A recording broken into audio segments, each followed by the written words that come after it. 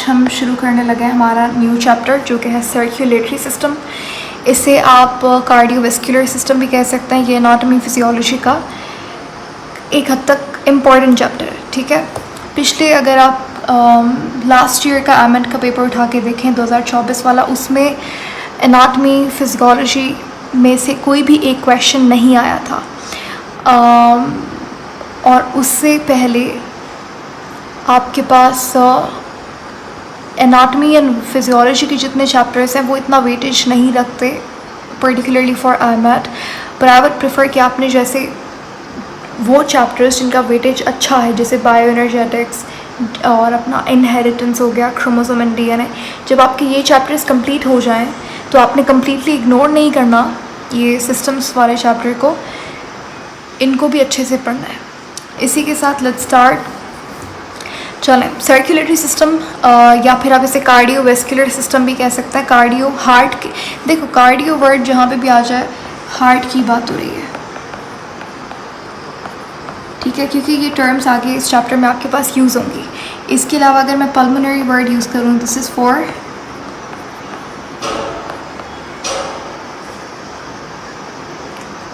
Pulmonary इस्तेमाल होता है किसके लिए? लंग्स के लिए।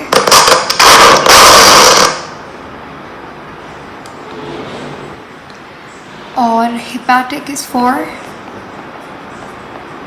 लिवर, या एग्जैक्टली, ठीक है। तो इस तरीके से ये कुछ रूट वर्ड्स होते हैं बायो में। अगर आपको ये पता है तो फिर आसानी से उस टर्म को ब्रेक करना, उसका डेफिनेशन आपको ऑटोमेटिकली याद हो जाएगा।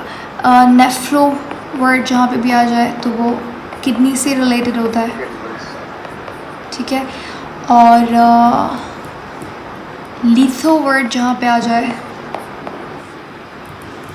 लीथो स्टोन के लिए यूज़ होता है, ठीक है। And what else, neuro brain से रिलेटेड है, ठीक है। हेप्टो वर्ड, हेप्टो हेपेटिक से ही रिलेटेड है, ठीक है। तो मैंने लिख दिया ऑलरेडी लिवर। हिस्टो था, हाँ जी, histo word is for tissues, I think, या एग्जैक्टली। हिस्टो आपके पास जो स्ट्रक्चर ऑफ टिश्यू होता है या फिर सेल, तो वो उसके लिए इस्तेमाल होता है। रिमेंबर ब्रांच ऑफ बायोलॉजी जो आप 9th मैट्रिक्स में ब्रांचेस पढ़ते हैं, वहाँ पे हिस्टोलॉजी एक ब्रांच होती है बायो की, जिसके अंदर आप structure of tissues and organs के बारे में पढ़ रहे होता है। तो ये टिश्यू के स्ट्रक्चर के लिए वर्ड यूज़ होता है हिस्टो। साइटो वर्ड जहाँ पे भी आ जाए मतलब सेल के रिलेटेड बात हो रही है। एंड एडिनो वर्ड यूज़ होता है किसके लिए?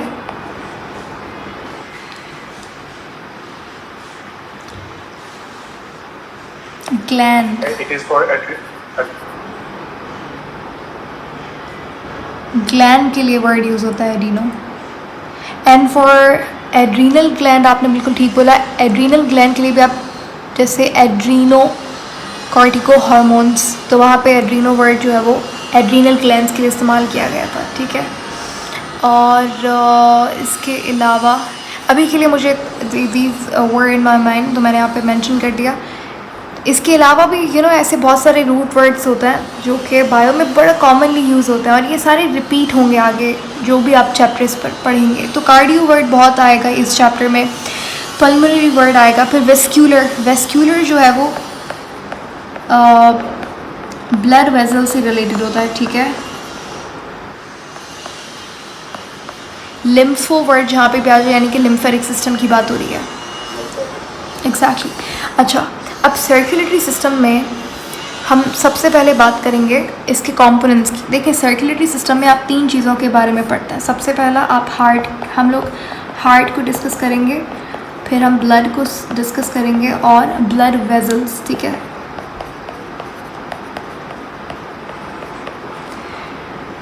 अच्छा, सर्कुलेटरी सिस्टम में आपके पास इसके एंड में एक बहुत छोटा सा टॉपिक गिवन होता है लिम्फेटिक सिस्टम करके, ठीक है।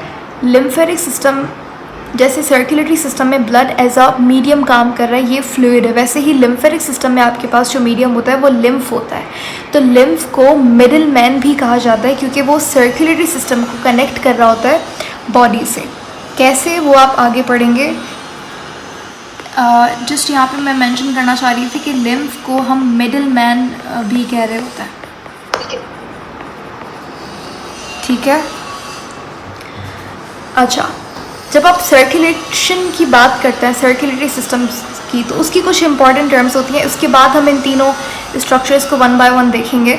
सबसे पहले आपके पास सर्कुलेशन से रिलेटेड जो टर्म है सर्कुलेटरी सिस्टम से, लेट्स स्टडी दैट। देखिए, सर्कुलेटरी सिस्टम आपके पास दो तरीके का होता है। एक होता है ओपन सर्कुलेटरी सिस्टम और एक होता है क्लोज्ड सर्कुलेटरी सिस्टम।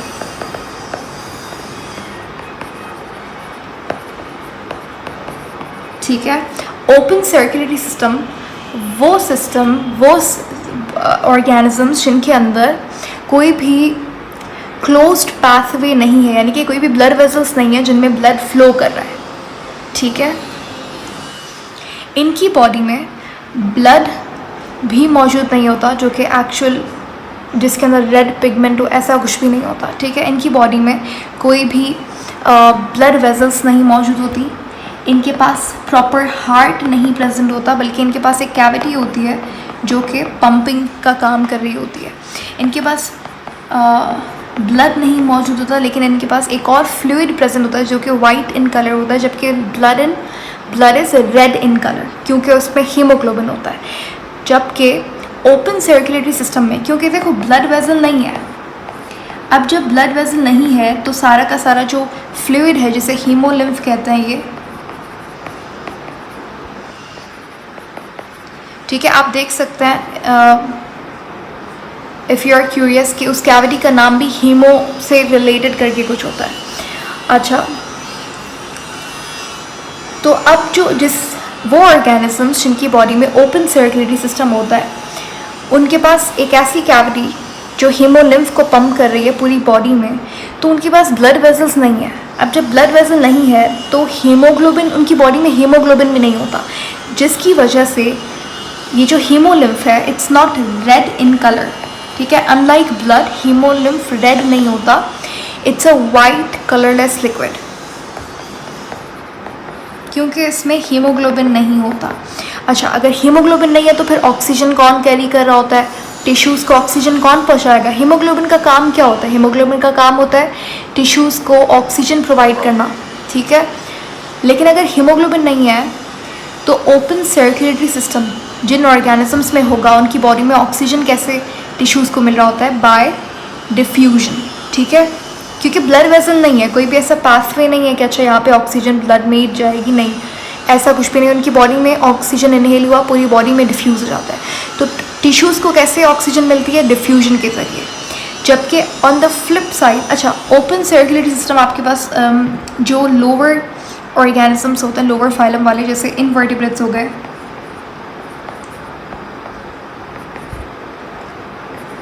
इसमें बहुत अच्छा एग्जाम्पल आता है आर्थ्रोपोडा का। अगर आप क्रोकोडाइल का एग्जाम्पल देखें, sorry, crocodile is a reptile, cockroach, ठीक है। तो उसमें ओपन सर्कुलेटरी सिस्टम होता है। अच्छा, अब क्लोज्ड सर्कुलेटरी सिस्टम, जैसे हमारे अंदर क्लोज्ड सर्कुलेटरी सिस्टम है। क्लोज से मुराद के जो ब्लड है, जो फ्लूइड यहाँ पे एज अ मीडियम काम कर रहा है, वो क्या है? वो ब्लड है।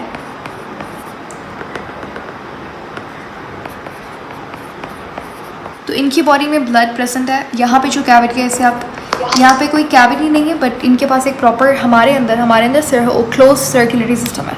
तो हमारे अंदर एक प्रॉपर ऑर्गन मौजूद है जिसे हम हार्ट कहते हैं। ये पंपिंग का काम कर रहा होता है, ये ब्लड को पंप कर रहा होता है थ्रू आउट आवर बॉडी, ठीक है। अब इसके बाद हमारे पास प्रॉपर ब्लड वेसल्स होती हैं जिनको हम आर्टरी, वेन, कैपिलरीज में डिवाइड करता है, ठीक है। फिर आगे आप डिटेल में पढ़ेंगे, आर्ट्रियोल्स भी होते हैं, वेन्यूल्स भी होता है, ठीक है। तो इनके पास ब्लड वेसल्स भी होती है। इनके ब्लड में एक पिगमेंट होता है रेड इन कलर, जो कि ब्लड को रेड कलर दे रहा होता है, हीमोग्लोबिन जिसका नाम है। हीमोग्लोबिन का काम होता है टू कैरी ऑक्सीजन ये बात मैंने आपको बायोमोलिक्यूल्स या फिर बायोकेमिस्ट्री वाले चैप्टर में भी बताई थी कि हीमोग्लोबिन जो है ये किसी past paper, I am not sure past paper में था, लेकिन प्रैक्टिस क्वेश्चन पेपर अगर आप उठा के देखें IMAT में पूछा भी जा सकता है कि हीमोग्लोबिन का स्ट्रक्चर कैसा होता है, प्राइमरी, सेकेंडरी, टर्शरी या क्वार्टिनरी। हीमोग्लोबिन क्या है? प्रोटीन से बना हुआ है।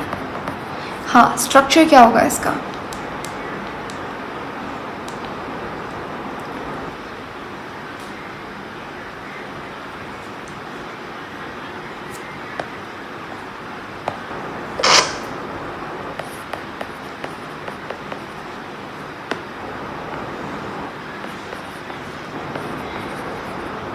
हीमोग्लोबिन कैसा होता है? क्वार्टिनरी स्ट्रक्चर होता है। ठीक है, हीमोग्लोबिन अगर आप इस वर्ड को ब्रेक डाउन करें, हीमोग्लोबिन, अगेन यहाँ पे भी आपके पास हीम वर्ड जहाँ पे भी यूज़ होगा, यानी कि आयरन की बात होगी, और globin is for protein. Haemoglobin किस पे कंसिस्ट करता है? इसके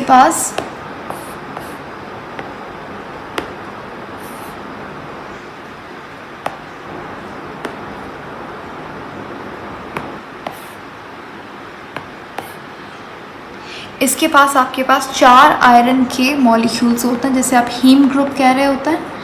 ठीक है, और इसमें 4 ग्लोबिन चेन्स होती हैं। ये जो मैंने यहाँ पे बनाया, ये क्या है? ये ग्लोबिन चेन्स है। ग्लोबिन चेन क्या है? कुछ भी नहीं, प्रोटीन से बनी हुई चेन है।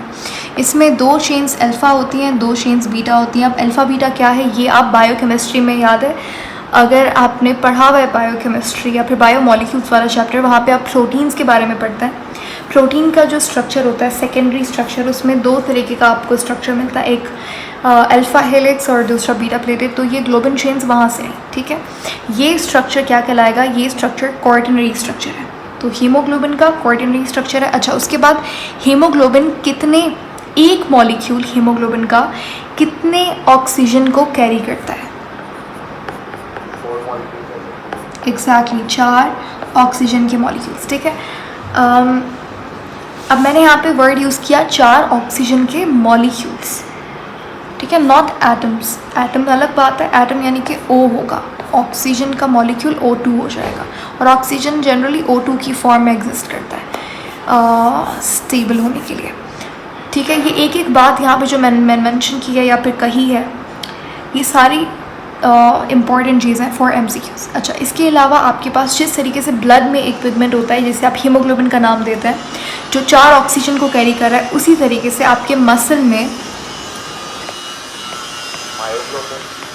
एग्जैक्टली जो मसल में पिगमेंट होता है, उसे आप क्या कहेंगे? उसे आप मायोग्लोबिन कहेंगे। मायोग्लोबिन का काम भी वही है, ऑक्सीजन को कैरी करना, लेकिन मसल में। अच्छा, मायोग्लोबिन कितने ऑक्सीजन को कैरी करेगा? Exactly, good. तो myoglobin carries 1 molecule of oxygen, पहली बात। दूसरी बात ये कि चाहे ये एक मॉलिक्यूल को कैरी कर रहा है और हीमोग्लोबिन 4 ऑक्सीजन के मॉलिक्यूल्स को कैरी कर रहा है, लेकिन जो मायोग्लोबिन की एफिनिटी है टूवर्ड द ऑक्सीजन, वो ज़्यादा है एज़ कम्पेयर टू हीमोग्लोबिन। ठीक है, अच्छा, तो सर्कुलेटरी सिस्टम समझ आ गया कि आपके पास एक ओपन टाइप है, एक क्लोज टाइप है। हमारे अंदर और जितने भी वर्टिब्रेट्स हैं,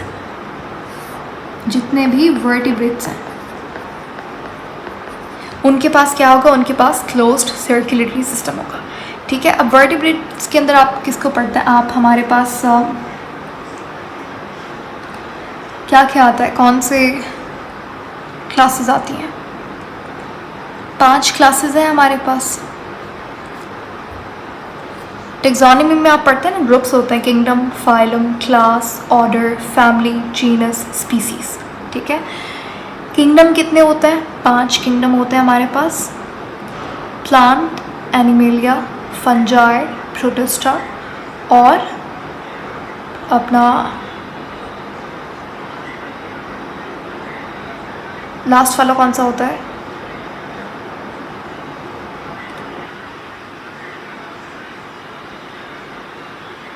प्रोकैरियोटा, राइट?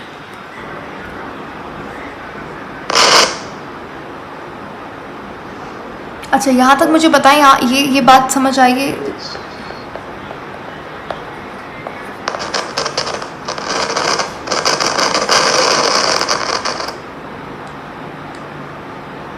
आई डोंट नो, किसी यहाँ पे किसी के माइक में बहुत प्रॉब्लम है। अब हम यहाँ I really don't want to go in taxonomy अब यहाँ पे, लेकिन जस्ट थोड़ा सा यहाँ पे मेंशन कर दूँ मैं कि आपके पास 5 किंगडम है। कौन कौन सा?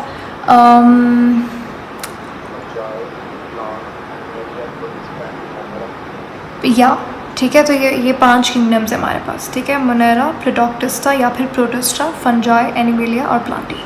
अब किंगडम को हम लोग डिवाइड करते हैं किसमें? फाइलम में।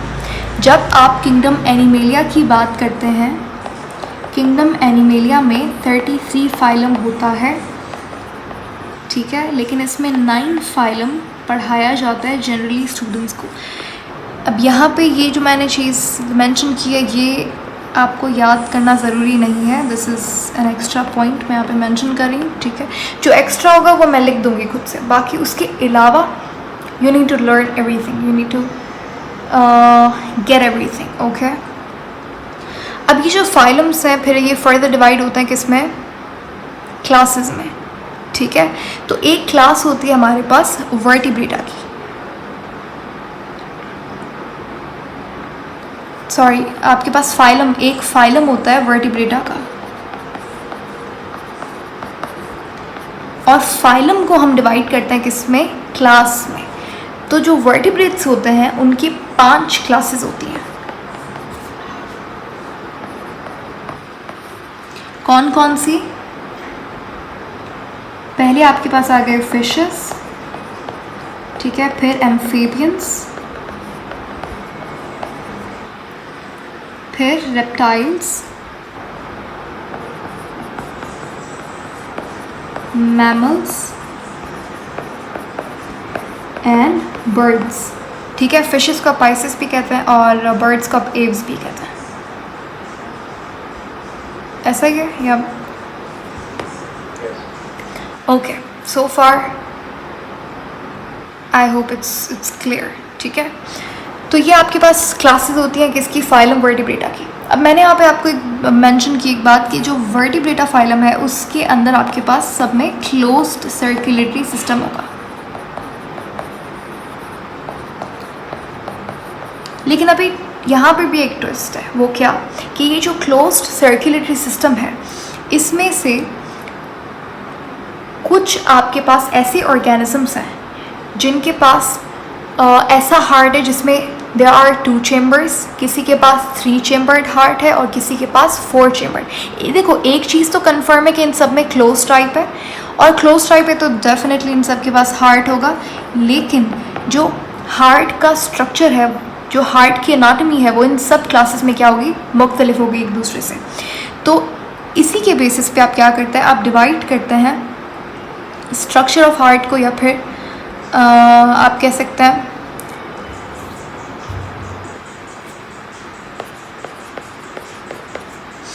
हार्ट के, आपको इन क्लासेस में टोटल 3 टाइप्स मिलते हैं।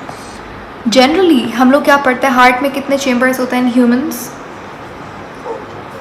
4 चेम्बर। अच्छा, हम लोग कौन सी क्लास से बिलोंग करते हैं बाय द वे? मैमेलिया से, ठीक है, वी आर मैमल्स। अभी देखो आपके पास एक होता है 2 चेम्बर्ड हार्ट, फिर आता है आपके पास 3 चेम्बर्ड हार्ट, एंड सबसे एडवांस्ड होता है 4 चेम्बर्ड हार्ट जो कि ह्यूमन में हमारे अंदर प्रेजेंट है, ये सबसे कॉम्प्लेक्स होता है। अब तो ये जो आपके पास 2 चेम्बर्ड हार्ट है इसमें क्या होता है? इसके पास, इसमें एक एट्रियम होता है, एक वेंट्रिकल होता है। तो जनरली जो फिशेस हैं उनमें 2 चेम्बर्ड हार्ट है, आई मीन 2 चेम्बर्ड हार्ट है उनके पास, 2 चेम्बर्स होते हैं फिश के हार्ट में।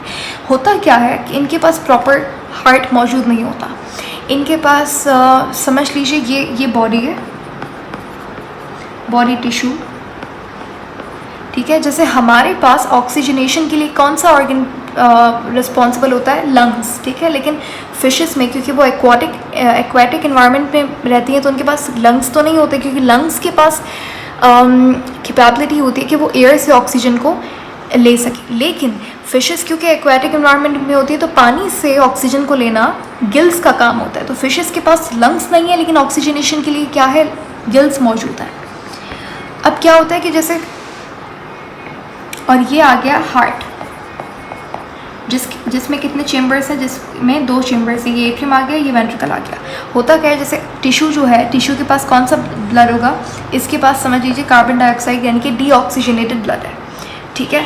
अब ये डीऑक्सीजनेटेड ब्लड जाता है किसके पास, लंग्स के पास, सॉरी गिल्स के पास, और गिल्स का काम है ऑक्सीजनेशन करना, किसकी, ब्लड की। दोबारा से मतलब ब्लड कैसा हो गया, ऑक्सीजनेटेड हो गया। अब ये ऑक्सीजनेटेड ब्लड कहाँ जाता है, बॉडी में, सॉरी इसको हमने यहाँ पे उल्टा कर दिया। हार्ट का काम है ब्लड को पंप करना, तो बेसिकली बॉडी से ब्लड जा रहा होता है हार्ट में, हार्ट उसे पंप करता है गिल्स के पास, गिल्स उसे ऑक्सीजनेट करते हैं, जैसे ही ब्लड ऑक्सीजनेट हो गया वो दोबारा से बॉडी के पास चला जाता है। फिर बॉडी टिश्यू, बॉडी से मुराद टिश्यू सेल्स हैं, ठीक है। फिर दोबारा से वही सेम साइकिल रिपीट होता है। तो यहाँ पे जो हार्ट है वो सिर्फ पंपिंग का काम कर रहा है, इसके पास एट्रियम है, इसके पास वेंट्रिकल है, दैट्स इट, ठीक है। फिर गिल्स में ऑक्सीजनेटेड ब्लड आता है, गिल्स का काम है उस ब्लड को, डीऑक्सीजनेटेड ब्लड को लेना, फिर उसे ऑक्सीजनेट करना, फिर वो बॉडी में भेजता है। तो इसका मतलब ये कि जो फिशेस हैं उसमें कैसा सर्कुलेशन हो रहा है, सिंगल सर्किट हो रहा है। जैसे हमारी बॉडी में ऐसा नहीं होता, हमारी बॉडी में लंग्स के पास जाता है ब्लड, फिर दोबारा से जैसे ही लंग्स ऑक्सीजनेट करते हैं तो वो दोबारा से ब्लड बॉडी में नहीं जाता, वो कहाँ आता है, एग्जैक्टली दोबारा वापस हार्ट में आता है, फिर हार्ट उसे पंप करता है। यानी कि हमारी बॉडी में, आपको समझाऊंगी अभी, 4 चेम्बर्ड हार्ट में, हमारी बॉडी में या फिर जिसके पास भी 4 चेम्बर्ड हार्ट है उसमें एक एडवांस्ड साइकिल चल रही होती है। हमारी बॉडी में 2 साइकिल्स चल रही हैं, ठीक है। कैसे, कौन सी, वो हम अभी पढ़ेंगे थोड़ी देर में। तो ये फिशेस में बहुत ही सिंपल प्रोसेस है कि भाई टिश्यू के पास डीऑक्सीजनेटेड ब्लड है, वो भेजेगा हार्ट में, हार्ट फिर उसे पंप करेगा गिल्स के पास, गिल्स उसे ऑक्सीजनेट करेंगी, दोबारा से वहाँ जाए। यानी कि हार्ट में कभी, मैं ऐसा क्या, okay just correct me if I am wrong, क्या मैं ये कह सकती हूँ कि फिशेस में जो हार्ट है इसके पास कभी भी ऑक्सीजनेटेड ब्लड नहीं आता, एग्जैक्टली हम ये कह सकते हैं, क्योंकि हार्ट के पास ब्लड कहाँ से आ रहा है, बॉडी टिश्यू से आ रहा है, और बॉडी टिश्यू का ब्लड कैसा है, डीऑक्सीजनेटेड है, क्योंकि उसने ऑक्सीजन ले लिया, कंज्यूम कर लिया, ठीक है। ओके, तो ये सर्कुलेशन होती है आपके पास फिशेस में। तो इसीलिए फिशेस में कैसा हार्ट होता है, there are 2 chambers in fishes, ठीक है, एक एट्रियम, दूसरा वेंट्रिकल। तो इसीलिए इनका जो हार्ट है उसमें सिर्फ डीऑक्सीजनेटेड ब्लड आता है, तो इसीलिए हम फिशेस में हार्ट को वीनस हार्ट भी बोलते हैं। ये एक एक्स्ट्रा पॉइंट है, ठीक है।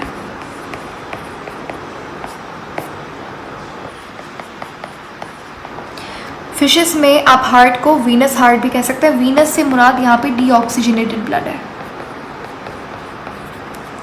ठीक हो गया।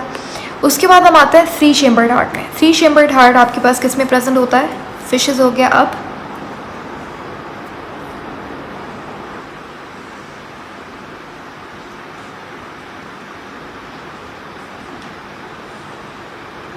किस में होगा 3 चेम्बर्ड हार्ट, फिशेस के बाद एम्फीबियंस आए थे, एग्जैक्टली फिशेस इवॉल्व हुए, फिर एम्फीबियंस, एम्फीबियंस ने इवॉल्व किया, फिर रेप्टाइल्स बने, रेप्टाइल्स से मैमल्स, मैमल्स से बर्ड्स, ठीक है। तो 3 चेम्बर्ड हार्ट किस में मौजूद होता है, ये आपके पास एम्फीबियंस में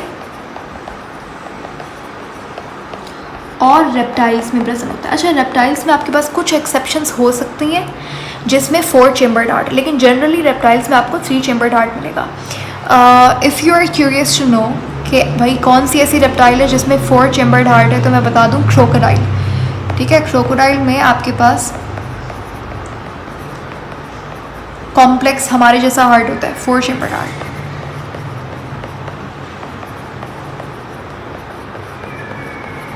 ठीक है। अब ये 3 चेम्बर्ड हार्ट, इसका क्या मतलब है, इसका मतलब ये है कि इनके पास, इसको आप ट्राई चेम्बर्ड भी बोल सकते हैं, ठीक है, इसको आप डाई या फिर बाई चेम्बर्ड बोल सकते हैं। खैर, तो एम्फीबियंस में क्या होता है कि आपके पास एट्रियम प्रेजेंट है, एक वेंट्रिकल है, 2 एट्रियम है, 3 चेम्बर्स हो गए।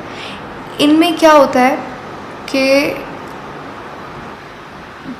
हार्ट में ऑक्सीजनेटेड ब्लड आता है। फिर अच्छा, जो एम्फीबियंस हैं उसका मतलब क्या है कि वो एक्वाटिक भी हैं और वो लैंड पे भी रहते हैं, और रेप्टाइल सिर्फ लैंड पे रहता है। तो एम्फीबियंस में पहले अगर आप देखेंगे तो जो लार्वल स्टेज होती है, जैसे आप फ्रॉग का एग्जांपल लें तो उसमें गिल्स मौजूद होते हैं, लेकिन जब वो अर्ली स्टेजेस में गिल्स प्रेजेंट होते हैं, फिर वो जब मैच्योर हो जाता है तो उनके पास लंग्स होते हैं। जैसे अगर आप फ्रॉग का एग्जांपल लें तो फ्रॉग का लार्वा को क्या बोलते हैं हम, या फिर बेबी फ्रॉग आप बोल लें तो क्या उसे क्या टैडपोल कहेंगे हम? ठीक है, तो टैडपोल में गिल्स प्रेजेंट होता है, लेकिन फ्रॉग में लंग्स प्रेजेंट होता है। तो होता क्या है कि अब 3 चेम्बर्ड हार्ट में आपको 2-3 बातें याद रखनी है। पहली कि इनकी बॉडी में जो इनमें ऐसा नहीं हो रहा कि हार्ट में ऑक्सीजनेटेड ब्लड नहीं जा रहा, इसमें गिल्स हो या लंग्स हो, तो बॉडी का जो डीऑक्सीजनेटेड ब्लड है वो हार्ट में आता है, हार्ट उसको पंप करेगा गिल्स में या फिर लंग्स में, लंग्स या फिर गिल्स उसे क्या करेंगे, ऑक्सीजनेट करेंगे, दोबारा से हार्ट में भेजेंगे और हार्ट से बॉडी में जाएगा। यानी कि यहाँ पे हो डबल सर्कुलेशन रही है। फिशेस में क्या हो रहा था, सिंगल सर्कुलेशन हो रही थी, ठीक है, एक ही साइकिल चल रही थी, लेकिन इनके पास डबल सर्कुलेशन होगी। लेकिन मसला ये है कि इनमें इनकम्प्लीट डबल सर्कुलेशन होती है। इनकम्प्लीट का मतलब क्या है कि इनके पास क्योंकि 3 चेम्बर्स हैं, तो जो ऑक्सीजनेटेड ब्लड है और जो डीऑक्सीजनेटेड ब्लड है वो मिक्स हो जाता है हार्ट में, इसीलिए हम इसे इनकम्प्लीट डबल सर्कुलेशन कहते हैं। ठीक है, ये बात समझ आई है? अच्छा, ये जो अभी मैंने आपको मेंशन किया था कि ये सिंगल सर्किट है, अब कैसे पता लगाएंगे? आप देखो, सिंपल सी बात है कि ये जो ब्लड है ये एक डायरेक्शन में मूव कर रहा है ऐसा, ठीक है। लेकिन डबल सर्कुलेशन क्या होती है, जैसे ये लंग्स है, ये हार्ट है और ये बॉडी है, बॉडी टिश्यू मतलब। तो जिसके पास 3 चेम्बर्ड हार्ट है, जिसके पास 4 चेम्बर्ड हार्ट है, उसमें क्या होता है, उसमें डबल सर्कुलेशन होती है कि जो ब्लड है वो एक डायरेक्शन में नहीं मूव करेगा। ये मैंने आपको ट्रिक बताई है कि आप कैसे पता लगाएंगे ये डबल है या सिंगल है। देखो, सिंगल में एक डायरेक्शन में ब्लड मूव कर रहा है ऐसे, ठीक है, लेकिन डबल सर्कुलेशन में क्या होगा, आपके पास जैसे बॉडी टिश्यू है वो उसका डीऑक्सीजनेटेड ब्लड किसके पास जाएगा, हार्ट के पास, हार्ट उसे पंप करेगा कहाँ पे,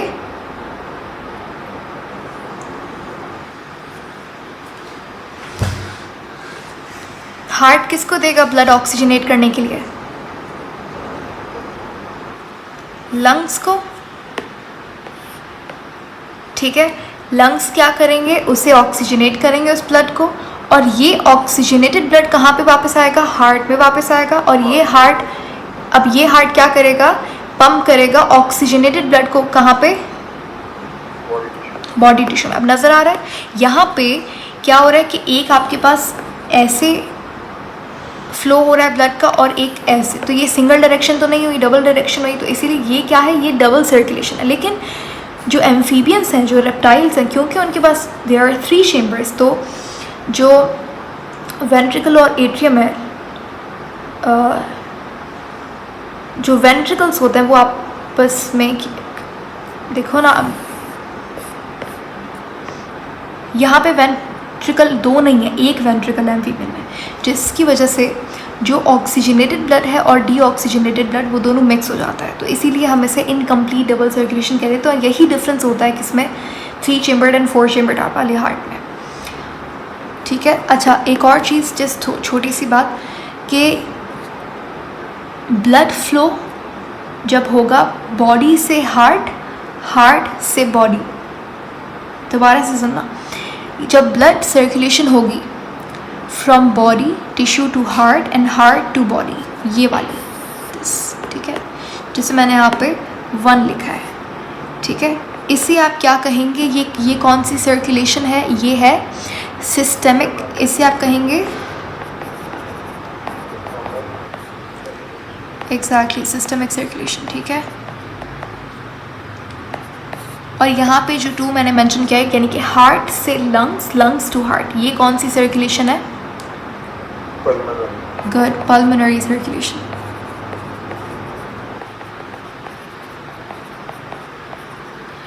ठीक हो गया। तो अब यहाँ पे आई गेस मैंने 4 चेम्बर्ड वाला आपको बता दिया। 4 चेम्बर्ड सर्कुलेशन किस में होती है? मैमल्स में। Exactly, mammals and bird. खैर मैमल्स एंड बर्ड्स में भी एक डिफरेंस होता है अगर आप थोड़ा सा डीप जाना चाहते हैं तो, बट ठीक है, I think according to your syllabus यहाँ तक काफ़ी है। थोड़ा सा डिफरेंस होता है मैमल्स और बर्ड्स में। सॉरी, 3 चेम्बर्ड हार्ट में जब वेंट्रिकल एक है तो बॉडी टिश्यूज को फिर मिक्स ब्लड पंप होता है। यस, तभी आप उसे इनकम्प्लीट डबल सर्कुलेशन कह रहे हैं। ठीक है। और हाँ जी, मैमल्स एंड बर्ड्स में डिफरेंस होता है थोड़ा सा। 4 चेम्बर्ड हार्ट तो है लेकिन this just one minor difference in दोनों के हार्ट में। बट खैर यहाँ पे क्या है, यहाँ पे आपके पास जो हम हार्ट डिस्कस करेंगे डिटेल में वो इनका हार्ट होगा। इसमें 4 चेम्बर्स होता है इस तरीके से। दो ऊपर वाले 2 चेम्बर्स क्या कहलाएंगे? वेंट्रिकल, और नीचे वाले चेम्बर्स को हम क्या कहेंगे? Atrium and ventricle. ठीक है। अब जब आप हार्ट को डिस्कस करते हैं तो आपकी साइड्स क्या हो जाती हैं? ओपोजिट हो जाती हैं। तो ये वाली साइड क्या होगी? राइट और लेफ्ट।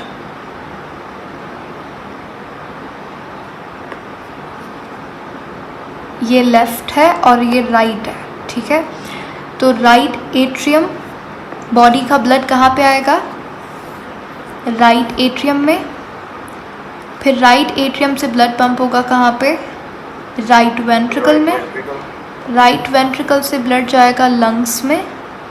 लंग्स में ऑक्सीजनेट होने के बाद ब्लड आएगा लेफ़्ट एट्रियम में। फिर लेफ़्ट वेंट्रिकल में ब्लड आएगा। फिर यहाँ से बॉडी के पास दोबारा से ब्लड जाएगा।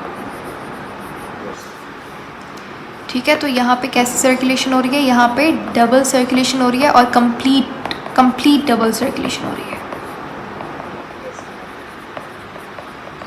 ओके, एनी क्वेश्चन सो फार? नो। ओके, अब हम आते हैं आपके पास कंपोनेंट्स ऑफ सर्कुलेटरी सिस्टम। सबसे पहले ब्लड को डिस्कस करेंगे हम यहाँ पे। ब्लड की अगर आप कॉम्पोजिशन की बात करें, कॉम्पोजिशन ऑफ ब्लड की हम बात कर रहे हैं। अच्छा, वैसे ब्लड क्या है? ब्लड किस टाइप का टिश्यू है? कनेक्टिव टिश्यू है, एपिथेलियल टिश्यू है, मस्क्यूलर टिश्यू है, नर्वस टिश्यू है, कैसा टिश्यू? यस, ठीक है। ब्लड क्या है? कनेक्टिव टिश्यू है। और ये ओरिजिनेट कौन सी जर्म लेयर से होगा?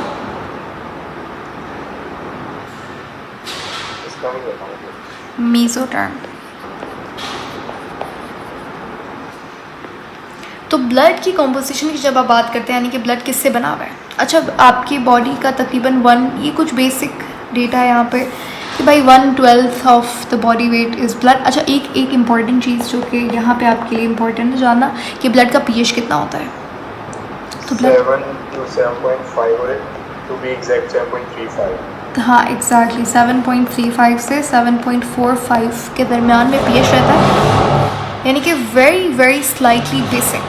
ठीक है, लेकिन ऑलमोस्ट न्यूट्रल आपके पास pH इसका। ठीक है। उसके बाद ब्लड बना हुआ होता है, there are 2 main components of blood. कौन कौन से? Plasma and blood cells. Exactly, ठीक है। एक आपके पास प्लाज्मा और दूसरा ब्लड कॉर्पसेल्स या फिर ब्लड सेल्स।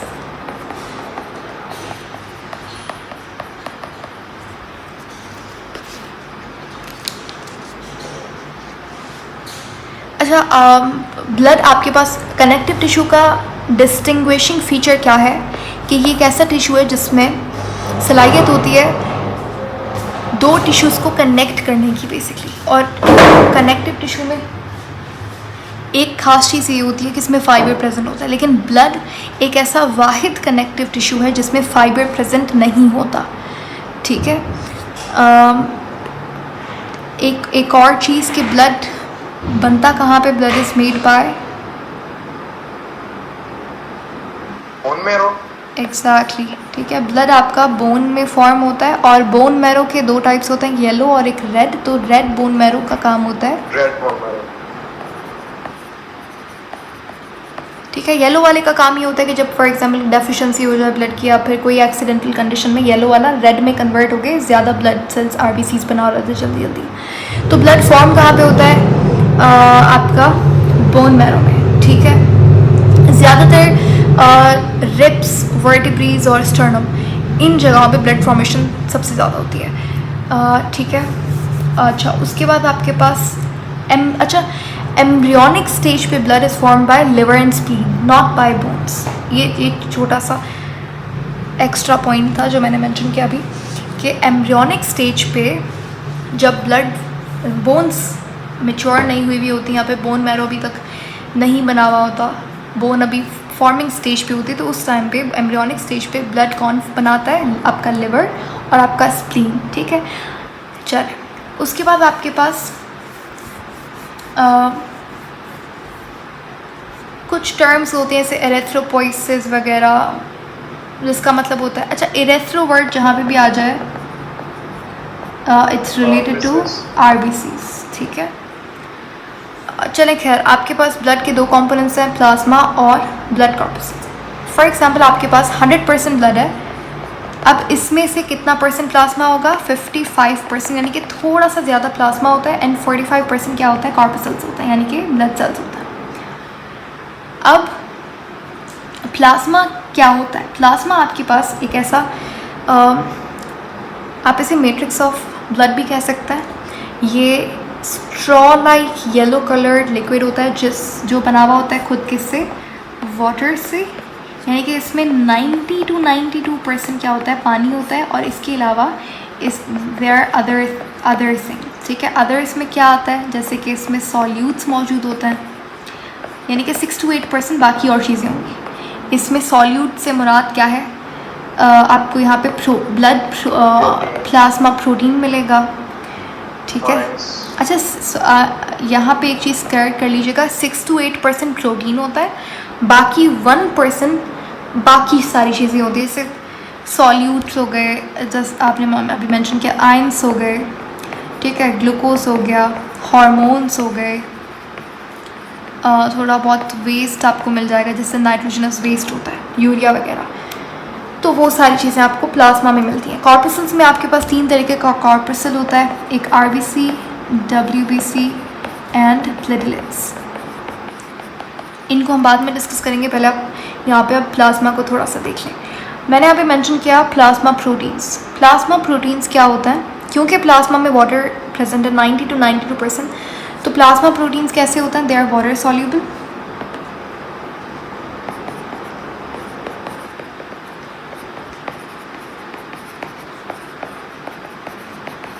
प्लाज्मा प्रोटीन कैसा होता है? वाटर सॉल्यूबल होता है। आपके, अगर आपको नाम याद करना है तो बहुत अच्छी बात है, आपके पास मैं यहाँ पे लिख देती हूँ, दिस इज़ ऑप्शनल। देखो, एक आपके पास होता है, हाँ, एक फिब्रिनोजन है, पहला है एल्ब्यूमिन, ग्लोब्यूलिन एंड फिब्रिनोजन, ठीक है। एल्ब्यूमिन आपने ज़रूर एग में सुना होगा नाम, एग योक में एल्ब्यूमिन की क्वांटिटी काफ़ी अच्छी होती है, ठीक है। एल्ब्यूमिन का काम क्या होता है? एल्ब्यूमिन, जी, एल्ब्यूमिन का काम होता है ब्लड का ऑस्मोटिक बैलेंस, यानी कि वाटर लेवल मेंटेन करना, ठीक है। तो सबसे ज़्यादा जो प्लाज्मा प्रोटीन होता है मतलब क्वांटिटी में, वो एल्ब्यूमिन होता है, कंसंट्रेशन में एल्ब्यूमिन होता है। एल्ब्यूमिन हाईएस्ट परसेंटेज में मौजूद होता है। उसके बाद ग्लोब्यूलिन होता है। ग्लोब्यूलिन के फिर टाइप्स होते हैं, अल्फा, बीटा, गैमा। इसका काम होता है एंटीबॉडीज़ बनाना, ठीक है, इम्यूनोग्लोब्यूलिन्स, ठीक है। और फिब्रिनोजन जो है ये सबसे कम होता है। सबसे ज़्यादा कौन सा है? एल्ब्यूमिन, सबसे कम है फिब्रिनोजन, ग्लोब्यूलिन बीच में रहता है।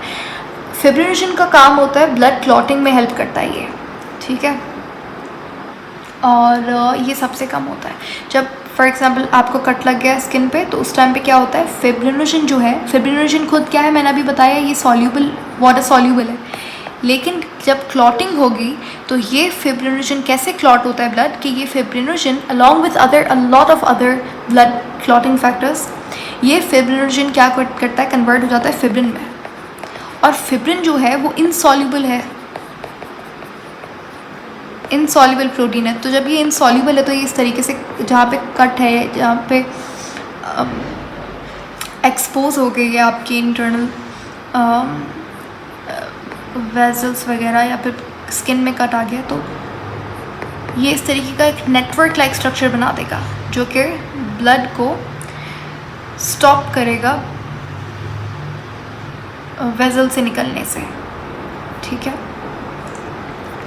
तो ये था आपके पास प्लाज्मा प्रोटीन्स। उसके बाद हम आते हैं कॉर्पस्कल्स पे, और that would be the end of this class, today's class.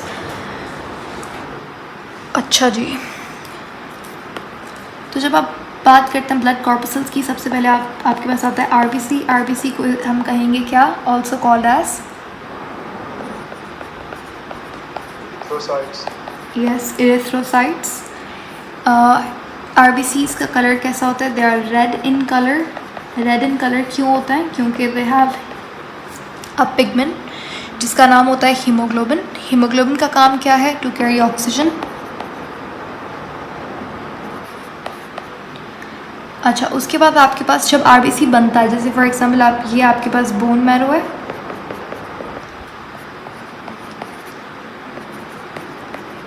तो जब आरबीसी बनता है तो जो इमेच्योर आरबीसी है उसकी शेप ऐसी होती है। जब इस आरबीसी की मैचुरेशन होती है या फिर आप कह सकते हैं डिफ्रेंसिएशन होती है, तो यहाँ पे क्या होता है, रिमूवल ऑफ न्यूक्लियस। इसमें से न्यूक्लियस निकल जाता है तो इसकी शेप ऐसे हो जाती है, concave shape, by concave shape बोलेंगे इसको। ठीक है, ऐसा क्यों होता है, रिमूवल ऑफ न्यूक्लियस क्यों होता है, क्योंकि ताकि ज़्यादा से ज़्यादा हीमोग्लोबिन को एकोमोडेट कर सके ये अपने अंदर। एक आरबीसी में 280 मिलियन हीमोग्लोबिन का मॉलिक्यूल पाया जाता है। ठीक है, इसकी शेप कैसी है, सर्कुलर बायकॉनकेव। चलें, उसके बाद मेल्स में आरबीसी की क्वांटिटी थोड़ी सी ज़्यादा होती है एज़ कम्पेयर टू फीमेल्स।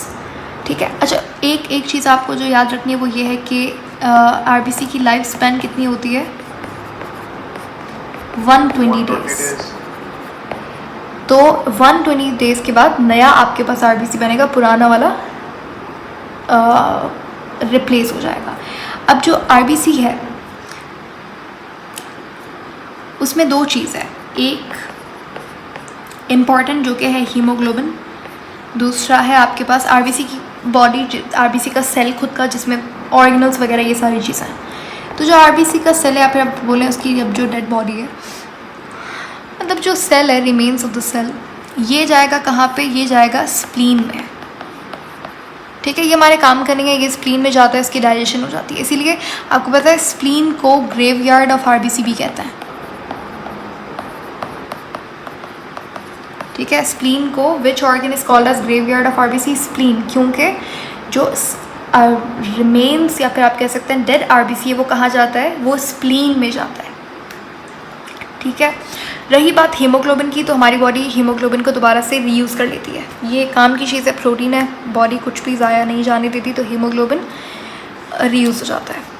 अच्छा, उसके बाद आपके पास इस तरीके से नया आरबीसी फिर बनता है बोन मैरो में। एंड जब भी आप ब्लड डोनेट करेंगे, आपकी जो नॉर्मल क्वांटिटी से अगर ब्लड कम हो जाता है तो उस केस में बॉडी ज़्यादा और नया ब्लड बनाती है। ठीक है, अच्छा जी, अच्छा एक जो आपके पास मेच्योर आरबीसी, जो मैंने यहाँ पे लिखा है मेच्योर आरबीसी, ये कैसा है, ये ए न्यूक्लिएटेड है। ना सिर्फ ये ए न्यूक्लिएटेड है, एक न्यूक्लिएटेड का मतलब क्या है, रिमूव, एब्सेंस ऑफ न्यूक्लियस, इसमें न्यूक्लियस नहीं है। ना सिर्फ इसमें न्यूक्लियस नहीं है बल्कि इसमें मेजर ऑर्गेनल्स जैसे कि एंडोप्लाज्मिक रेटिकुलम हो गया, जैसे कि गोल्जी हो गया, जैसे कि माइटोकॉन्ड्रिया तक हो गया, वो भी नहीं प्रेजेंट होते कि इसमें आरबीसी में। ठीक है, अच्छा, सो या that is it about RBC.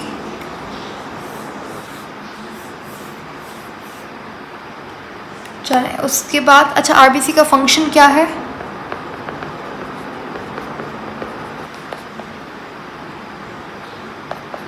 To carry oxygen.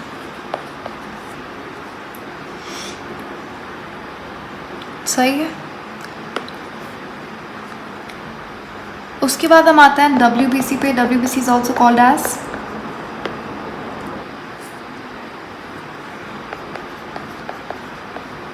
Leukocytes. इन्हें ल्यूकोसाइट्स क्यों कहा? एरेथ्रो वर्ड का मतलब होता है रेड, इसीलिए हम इन्हें एरेथ्रोसाइट्स कहते हैं। साइट सेल से निकला है, तो red coloured red blood cells. Leuco का मतलब है कलरलेस, तो जो वाइट ब्लड सेल्स होते हैं इन्हें हम वाइट तो कहते हैं, लेकिन असल में दे आर कलरलेस। ठीक है।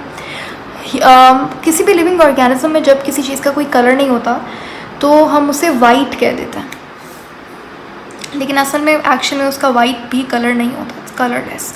तो बिल्कुल वैसे कि आपके पास WBC जो ल्यूकोसाइट्स इन्हें हम कहते हैं, इनके पास कोई भी पिगमेंट नहीं प्रेजेंट, जैसे आपको RBC में हीमोग्लोबिन दिखाता है, इनके पास कोई भी पिगमेंट नहीं प्रेजेंट। ठीक है।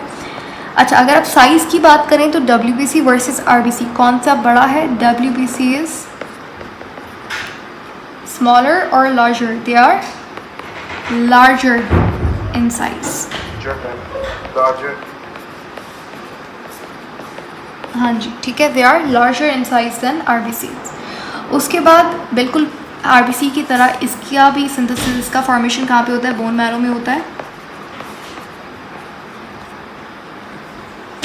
ठीक है। ना सिर्फ बोन मैरो, एक और चीज़ कि कुछ ऐसे WBC हैं जिनका वो मेच्योर कहाँ पे होता है? वो कुछ लिम्फोइड टिश्यू में जाके मेच्योर होता है। तो WBC आपको बोन मैरो में भी दिखेगा, लिम्फोइड टिश्यू में भी दिखेगा। उसके बाद अच्छा, ब्लड के अंदर सबसे ज़्यादा परसेंटेज किसकी होती है? कौन से ब्लड सेल्स की होती है? RBCs की होती है। RBC सबसे ज़्यादा होते हैं क्वांटिटी में। उसके बाद प्लेटलेट्स होते हैं, उसके बाद WBC होता है। ठीक है। और WBC की अगर आप बात करें, इनकी फॉर्मेशन रेड बोन मैरो में हो रही है, येलो बोन मैरो? नहीं, इनकी भी रेड बोन मैरो में होगी। देखिए, रेड में, और रेड का मतलब ये नहीं कि वो सिर्फ रेड ब्लड सेल्स ही बनाएगा, वो सारा ब्लड कॉर्पसेस बना रहा है, लेकिन डिफरेंस ये होता है येलो और रेड बोन मैरो में।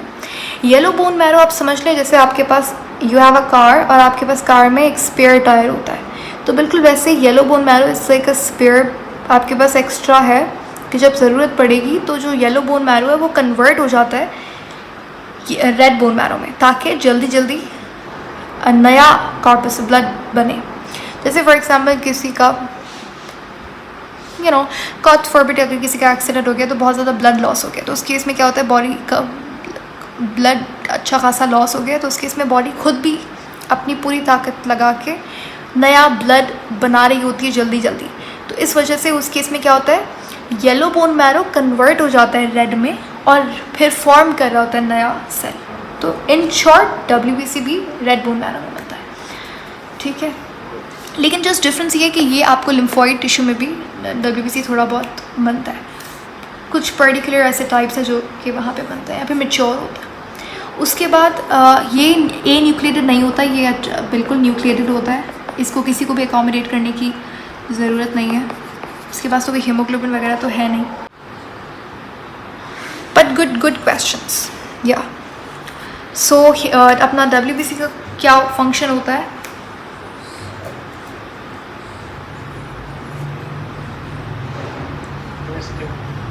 इम्यूनिटी।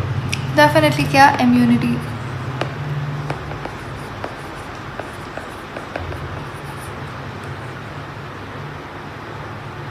अच्छा, फिर उसके बाद आपके पास WBC जो है उसे हम 2-3 बेसिस पे डिवाइड करते हैं, 2 कैटेगरीज में, कि एक न्यूक्लियस के बेसिस पे और दूसरा अपीयरेंस ऑफ साइटोप्लाज्म के बेसिस पे। कुछ WBC ऐसा होता है जो कि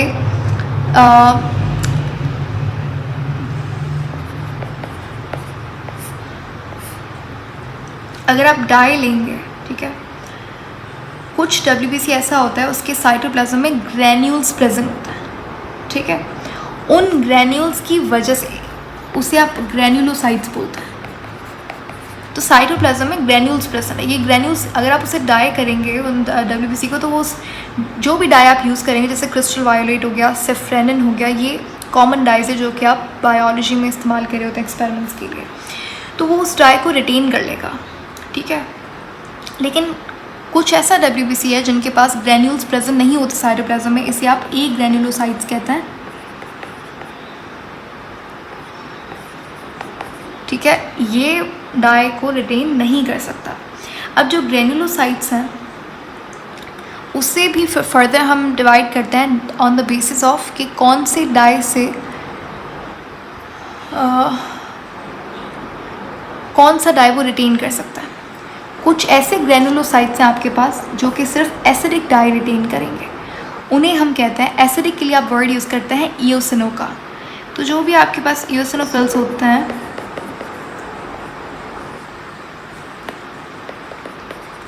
इओसिन हमने यूज़ किया एसिडिक डाई के लिए, phil is for like affinity. तो एक अब ग्रैन्युलोसाइट के टाइप्स होते हैं, एक आपके पास एओसिनोफिल, दूसरा है आपके पास basophil.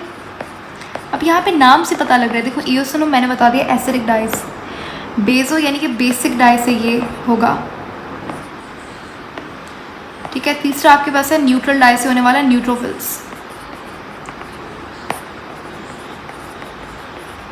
On the other hand जो आपके पास एक ग्रैन्युलोसाइट्स हैं वो दो तरीके के होते हैं, एक होते हैं मोनोसाइट्स।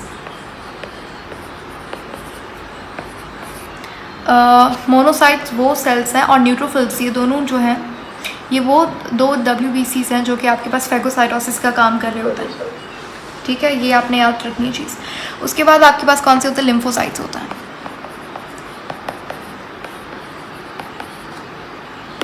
ठीक है, लिम्फोसाइट्स में आपके पास फिर एक T लिम्फोसाइट्स होते हैं और एक B लिम्फोसाइट्स होता है।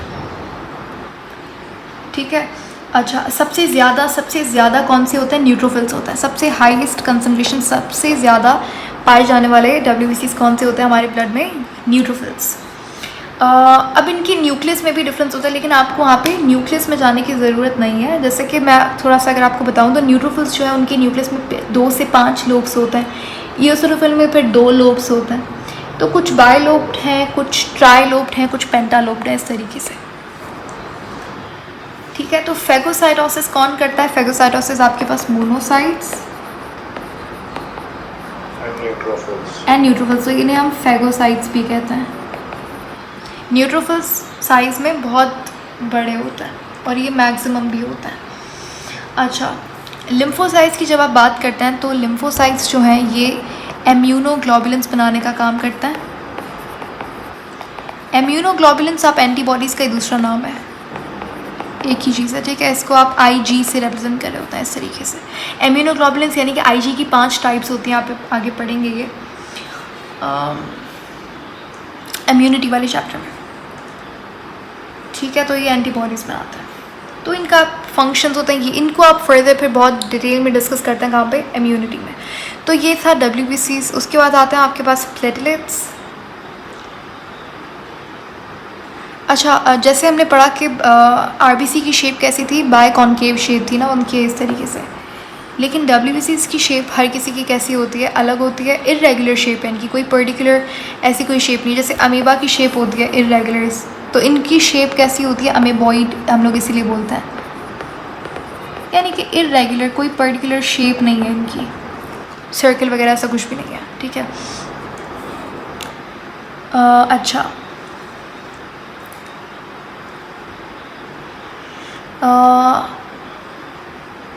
न्यूट्रोफिल्स और मोनोसाइट्स, जैसे मैंने आपको बताया कि ये फैगोसाइट्स भी कहलाते हैं क्योंकि ये फैगोसाइटोसिस करता है। ये आपके पास मैक्रोफेजेस भी कहलाता है। इन्हें मैक्रो का मतलब है लार्जर इन साइज। ठीक है, फेजेस क्या होता है, ईटर्स, तो they are macrophages. Neutrophils and monocytes are phagocytes and they are macrophages. उसके बाद आप जो भी इंजरी के बाद जब रिकवरी होती है, रिकवरिंग स्टेज में आपने देखा होगा, या फिर initial days of some injury या फिर कट लग गया किसी स्किन में, तो पस फॉर्मेशन होती है। वो पस जो होता है वो बेसिकली यही न्यूट्रोफिल्स एंड जो मोनोसाइट्स हैं उनकी ही डेड बॉडी पस होती है। ठीक है, उसके बाद आता है आपके पास प्लेटलेट। सबसे लास्ट आपके पास ये है प्लेटलेट्स को क्या कहते हैं हम लोग, थ्रोम्बोसाइट्स। Exactly, thrombocytes. ठीक है, इनकी शेप कैसी होती है? इनकी शेप भी इरेगुलर होती है।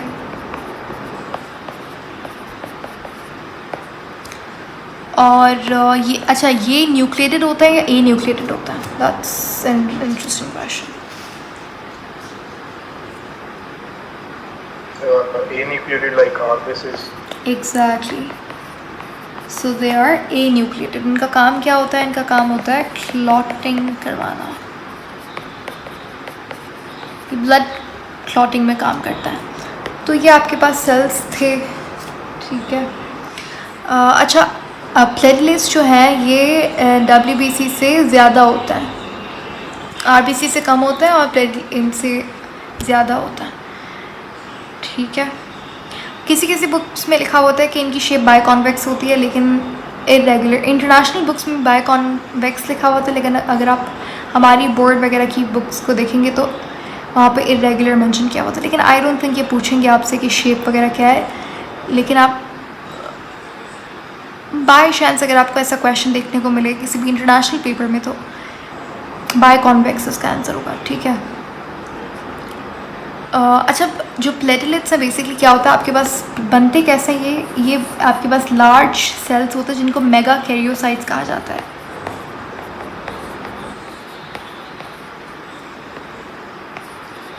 ये मेगा कैरियोसाइट्स बनाते हैं प्लेटलेट्स। जब ये टूटते हैं तो इसके फ्रेगमेंट्स जो है ना, उससे आप प्लेटलेट्स कह रहे होते हैं,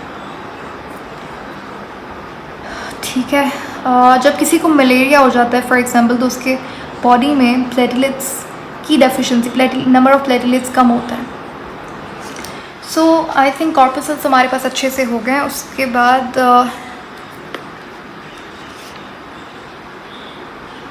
कुछ रह तो नहीं गया।